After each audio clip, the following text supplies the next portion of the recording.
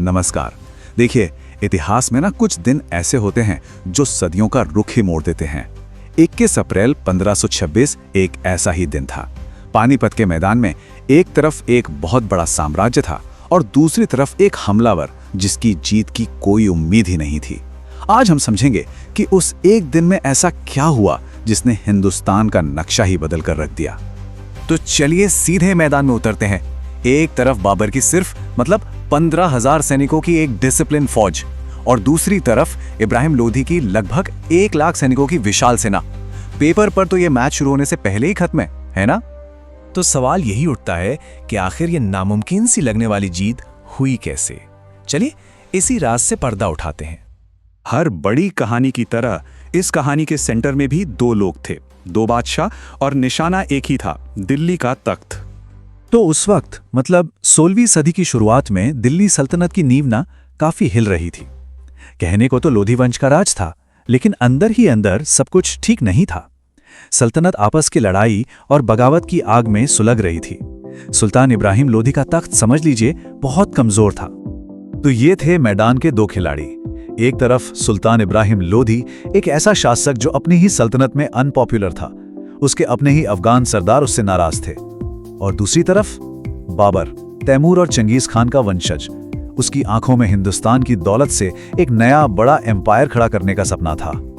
एक अंदर से कमजोर और दूसरा बाहर से आक्रामक। अब कहानी में आता है एक बहुत ही दिलचस्प मोड़। बाबर के हमले का रास्ता किसी और ने नहीं बल्कि दिल्ली के अंदर बैठे लोगों ने ही तैयार किया। ये एक ऐसा इन्विटेशन था जिसे इतिहास कभी भुला नहीं पाया। तो हुआ ये कि इब्राहिम लोधी से जो नाराज सरदार थे ना, उनमें पंजाब का गवर्नर दौलत खान लोधी और खुद सुल्तान का चाचा आलम खान शामिल था। उन्होंने बाबर को ही दिल्ली पर अटैक करने के लिए बुला लिया।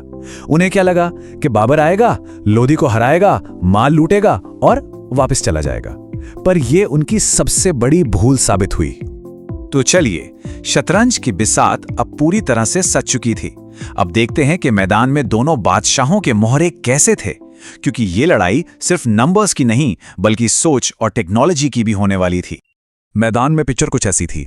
बाबर के पास मुट्ठी भर लगभग 15,000 सैनिक और लोधी के पास 1 लाख सैनिकों का समंदर। लोधी की ताकत थे उसके बड़े बड़े जंगी हाथी, तो बाबर का ट्रम्प कार्ड था उसका तोपखाना, एक ऐसा हथियार जो इस मैदान पर पहले कभी देखा ही नहीं गया था। जरा सोचिए, 1000 विशाल जंगी हाथी। ये सिर्फ जानवर नहीं थे, ये उस दौर के टैंक थे। एक ऐसी ताकत जिसके सामने टिकना नामुमकिन माना जाता था। यही लोधी की फौज का खौफ था और यही उसकी जीत की सबसे बड़ी गारंटी भी। लेकिन बाबर के पास एक ऐसा सीक्रेट वेपन था जो हाथियों की इस ताकत को बिल्कुल बेकार करने वाला था, और वो था तोपखाना। आग और धुआं उगलने वाली एक ऐसी टेक्नोलॉजी जिसके लिए दिल्ली सल्तनत की सेना बिल्कुल तैयार नहीं थी। लेकिन बाबर की जीत का राज सिर्फ तोपों में नहीं था, बिल्कुल नहीं।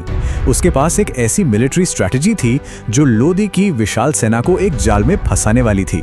इसे कहते हैं तुलुगमा स्ट्रैटेजी। तो ये तुलुगमा है क्या चीज? अगर सीधे शब्दों में कहें तो ये दुश्मन को फंसाने की एक आर्ट है। अपनी सेना को छोटे छोटे हिस्सों में बांटकर दुश्मन को साइड से ऐसे घेरना कि उसे भागने का कोई रास्ता ही ना मिले, और फिर हर तरफ से एक साथ हमला बोल देना। और मैदान पर इसको अंजाम कैसे दिया गया? देखिए, सेना को 3 हिस्सों में बांटा गया, सेंटर, राइट फ्लैंक और लेफ्ट फ्लैंक। फिर सबसे बड़ा दांव खेला गया। तोपों को बैलगाड़ियों की आड़ में सेंटर में सबसे आगे रखा गया, और जैसे ही दुश्मन की सेना पास आई, राइट और लेफ्ट फ्लैंक्स ने तेजी से घूमकर उसे घेरना शुरू कर दिया, उसे एक जानलेवा जाल में फंसाते हुए। और फिर वो दिन आया, 21 अप्रैल 1526। बाबर की सारी तैयारी, सारी स्ट्रैटेजीज अब टेस्ट होने वाली थी। मैदान तैयार था और इसका नतीजा इतना तेज और इतना तबाहकुन होने वाला था जिसकी किसी ने कल्पना तक नहीं की थी। तो पानीपत के मैदान में लोधी की विशाल सेना पूरे कॉन्फिडेंस के साथ आगे बढ़ी, लेकिन उन्हें अंदाजा ही नहीं था कि वो सीधे बाबर के बिछाए जाल में जा रहे थे। ये सिर्फ एक लड़ाई नहीं थी, ये मिलिट्री हिस्ट्री का वो पल था जब स्ट्रैटेजी और टेक्नोलॉजी ने सिर्फ ताकत को घुटनों पर ला दिया। और यह बाबर के तोपखाने ने अपना काम शुरू किया। जरा सोचिए, तोपों की कान फाड़ देने वाली गर्जना, एक ऐसी आवाज जो उस मैदान पर किसी ने पहले कभी सुनी ही नहीं थी। इस भयानक शोर से लोदी के विशाल हाथी बिल्कुल पागल हो गए। घबराहट में जो हाथी उसकी सबसे बड़ी ताकत थे, वही मुड़कर अपनी ही सेना को रौंदने लगे। ये टोटल केओस था, एक पूरी तबाही। लड़ाई का अंजाम अब तय था। सुल्तान इब्राहिम लोदी जंग के मैदान में ही मारा गया और उसकी मौत के साथ ही दिल्ली सल्तनत और लोधी वंश दोनों का अंत हो गया।